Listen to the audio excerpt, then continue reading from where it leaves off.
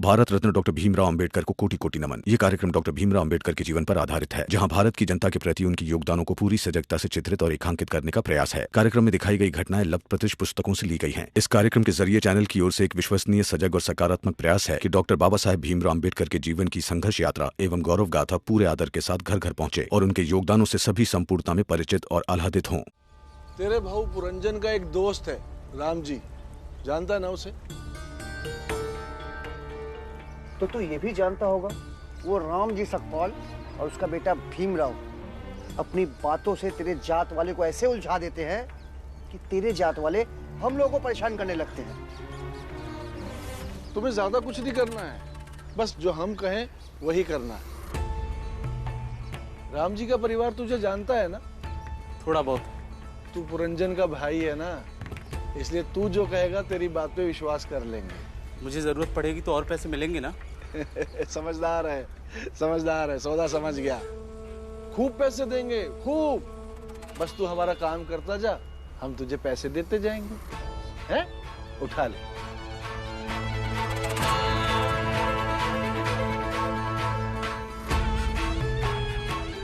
चल जाओ, जब काम होगा तुझे बता देंगे।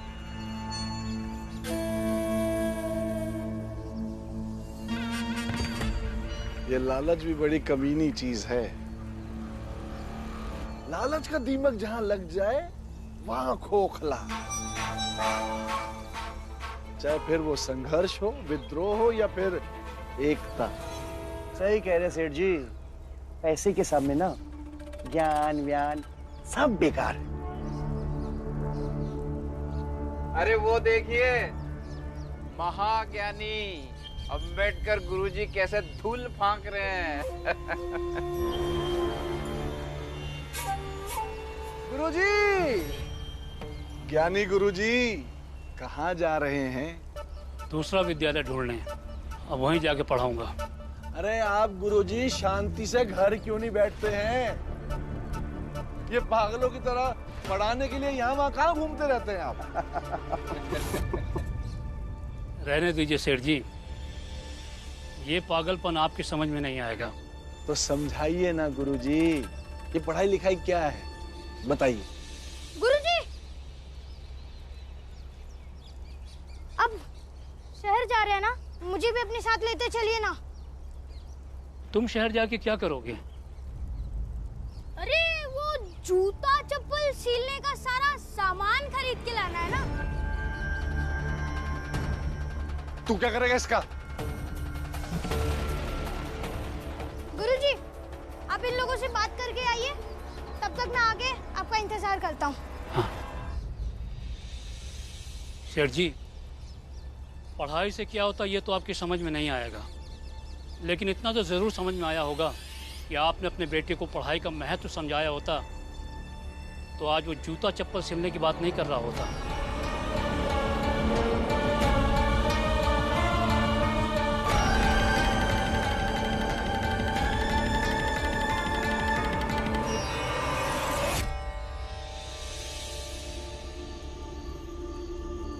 लो, दुकान का सारा सामान ले आया। कल मेरी दुकान का उद्घाटन है। कल से ध्रुव सकपाल एक कामगार आदमी हो जाएगा। और बाला भैया, कल से रोज की कमाई का थोड़ा हिस्सा मैं काका को लौटाऊंगा ताकि कर्ज कम होता रहे। कल तो उद्घाटन ही होगा, जब तुम्हें ज्यादा पैसे मिलने लगेंगे तब लौटा देना। नहीं काका, मेरी यही कहती थी कि किसी का कर्ज रखना बुरा होता है, और मैंने कर्ज के कारण कई जिंदगियों को बर्बाद होते देखा है, पर मुझे तो अभी आबाद रहना है। ध्रुव, कुछ भी कहता रहता है तू। चलो खाना बन गया है, चलो आ जाओ सब लोग।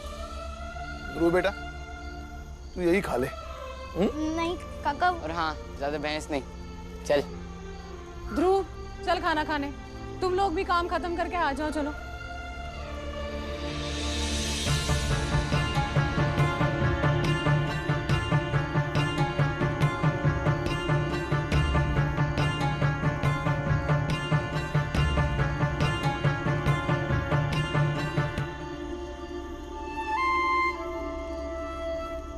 जी सुनिए, भीमा को देखिए ना। क्या हुआ? अब चलिए तो सही, चलिए जल्दी चलिए, आइए।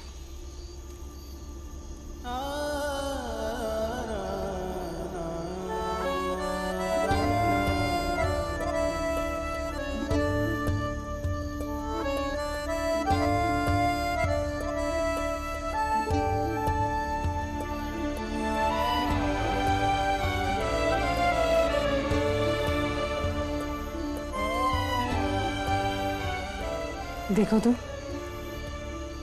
ऐसे लग रहा है कि किताबों के तकिए पर सर रखकर किताबों की चादर ओढ़े किताबों के ख्वाब देख रहा है मेरा भीमा। ख्वाब नहीं, भीम के जीवन में किताबें इसकी हकीकत बनेगी।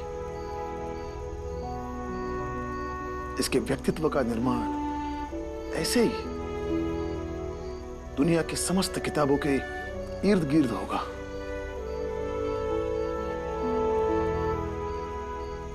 किताबें इसकी साथी होगी और किताबें इसकी शक्ति। भीमा भाई,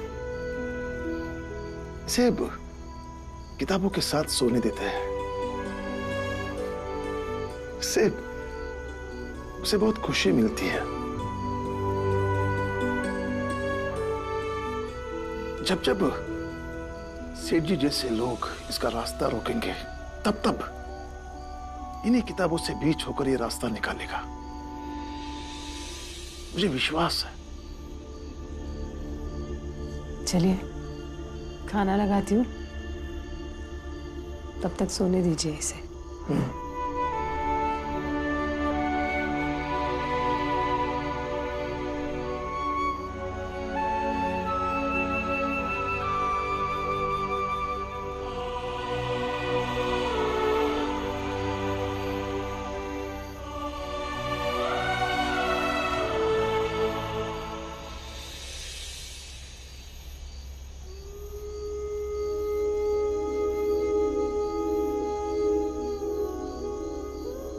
छोड़ो मेरी किताब, छोड़ो।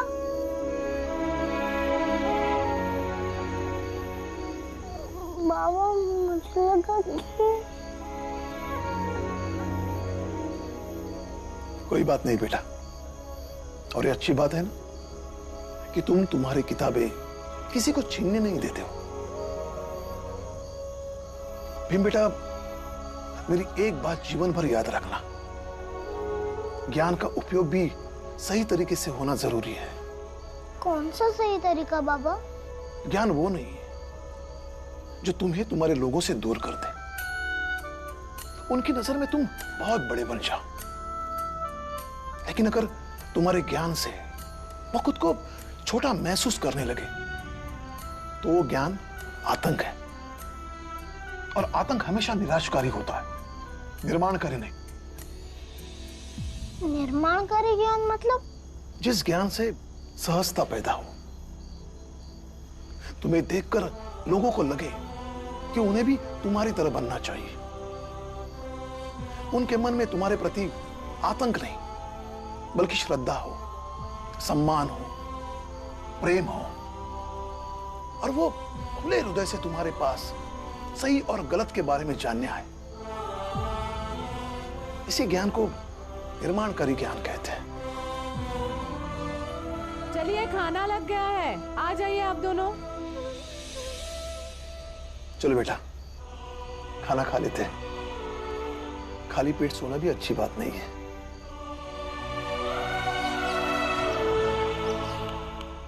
जूता, चप्पल, सिलाई, पॉलिश, सब।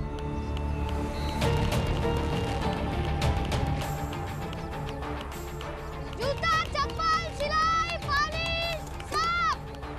जूता, चप्पल, सिलाई, पॉलिश, सब।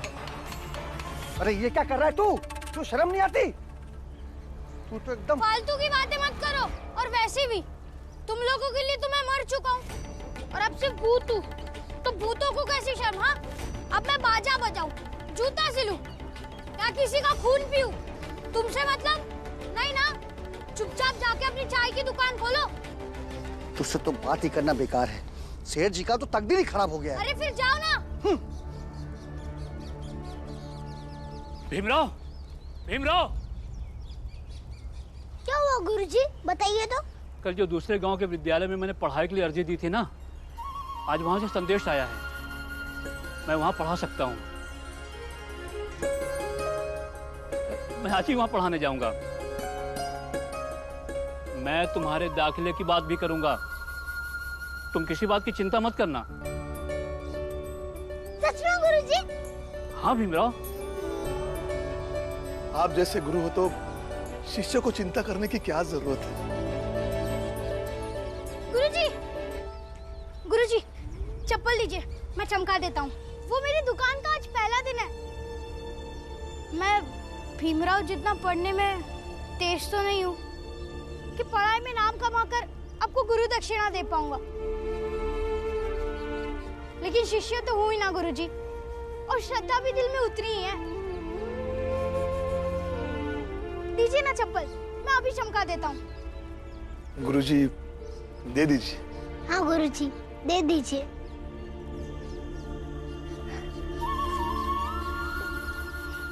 ये लीजिए गुरुजी।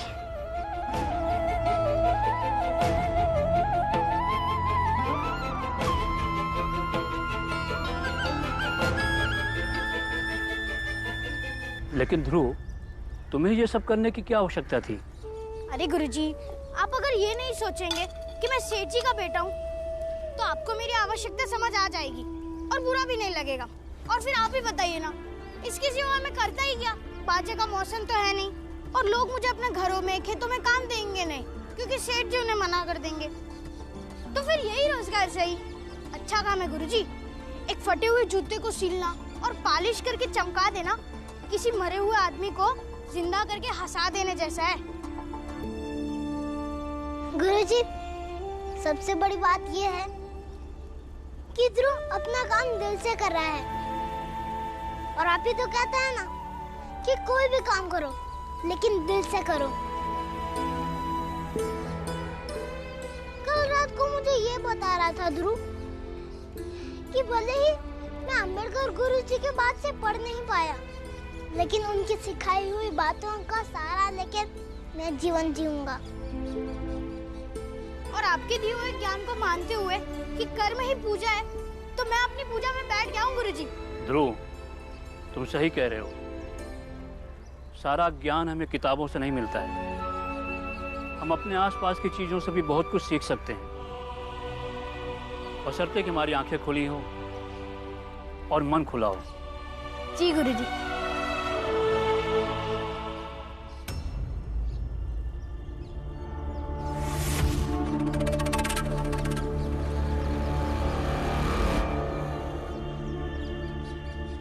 और पुराने पिताजी कहो तो चप्पल चमका दूं? वैसे भी अब मेरा अंतिम संस्कार तो हो ही गया है, और पुराने हो गए आप मेरे लिए।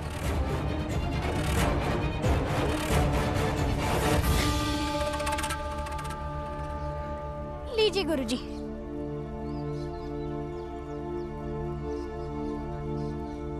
आज तो बहुत शुभ दिन है। आज आपको अध्यापन का कार्य मिल गया, और उस सहारे मेरे दोस्त भीमराव के लिए एक नया रास्ता खुल गया। और आज मेरी दुकान का पहला दिन भी है, और आप मेरे पहले ग्राहक भी है। ये लो ध्रुव, काम से जब भी समय मिले बीच बीच में पढ़ते रहना। ये तुम्हारे काम के बदले में मेरी तरफ से है।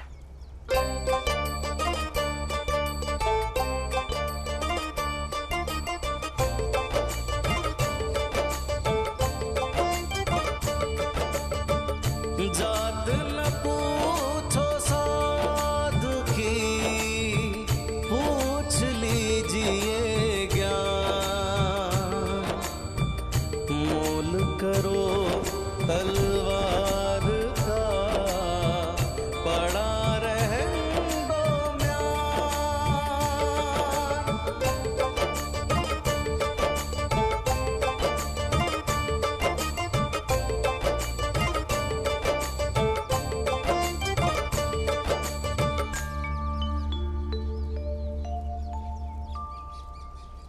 सेठ जी, अभी भी कुछ नहीं बिगड़ा है। बेटे को समझेंगे तो बेटा भी आपको समझने लगेगा।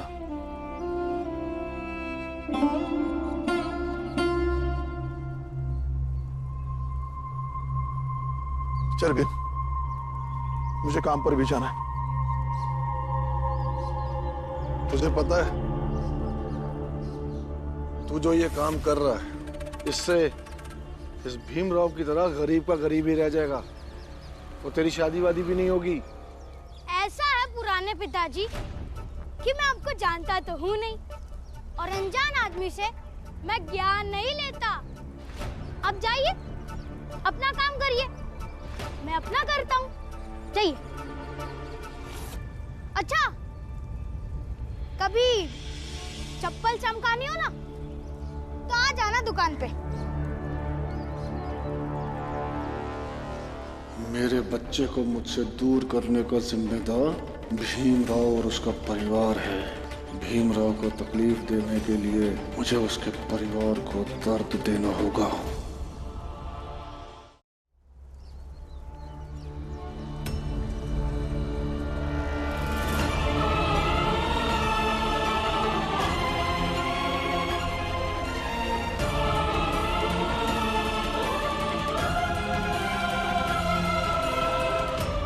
भीम, छोड़ देना, जाने दे मुझे। नहीं, आप मेरे दे दो, मैं आपको ऐसे जाने नहीं दूंगा। आई, समझाओ ना इसे। भीगा, लेकिन अभी जाएगी कैसे? बाबा भी घर पे नहीं है। बाला, बाबा को आने में वक्त लगेगा, आई तब तक बहुत देर हो जाएगी।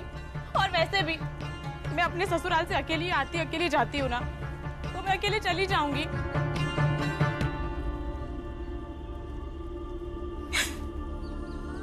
मेरा बच्चा बहुत बीमार है, आई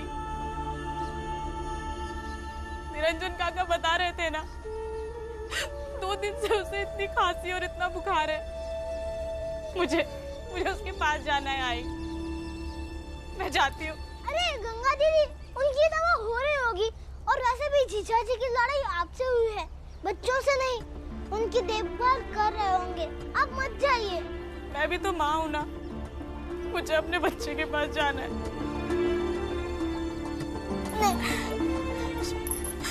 क्या हुआ? बाला, गंगा बताएगी तुझे रास्ते में क्या हुआ। तू इसे स्टेशन छोड़ के आ, जल्दी जा, जा जल्दी जा। हाँ चल।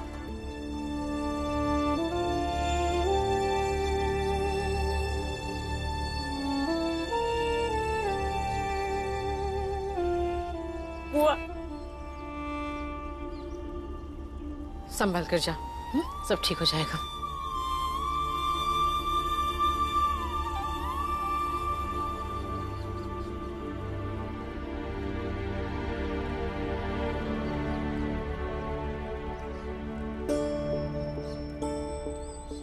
सब ठीक हो जाएगा, चिंता मत करना। आप भी अपना ध्यान रखना। जा जा जल्दी जा, जा।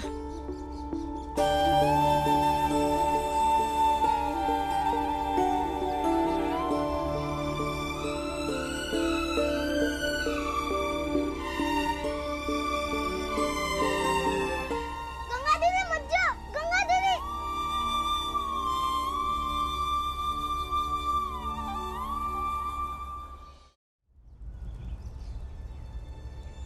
आई, जीजा जी दीदी को तंग तो नहीं करेंगे ना? नहीं करेंगे, और अगर करेंगे तो भी गंगा दीदी को वहीं रहना होगा। हाँ, क्योंकि औरत की शादी हो जाती है तो ससुराल ही उसका घर होता है, उसका जीना मरना सब कुछ वहीं पे होता है। यही दुनिया का दस्तूर है, समझ ले। लेकिन आई, औरतों को ऐसा किसने बनाया जो अपना घर छोड़ के किसी और के घर चली जाती हैं? और उनका पति चाहे उनके साथ जो व्यवहार करे, उनको वो सहना पड़ता है, और उन्हें उससे घर में रहना पड़ता है। ऐसा क्यों है? भीम, बेटा, औरत का जन्म सेवा करने के लिए ही होता है। ससुराल की सेवा, पति की सेवा, सास की सेवा, ससुर की सेवा। यही करने से तो उसे परलोक में जगह मिलती है। ये सब आपको किसने कहा बुआ? किताबों में लिखा है, प्रवचनों में भी सुना है। पत्नी पति की दासी होती है और पति परमेश्वर होता है। परमेश्वर की इच्छा का सम्मान करना हर पत्नी का धर्म होता है। और दासी को तो ये सब करना पड़ता है ना। फिर ये धर्म गलत है ना बुआ, और वो किताबें भी गलत है जिसमें ये सारी बातें लिखी हुई हैं।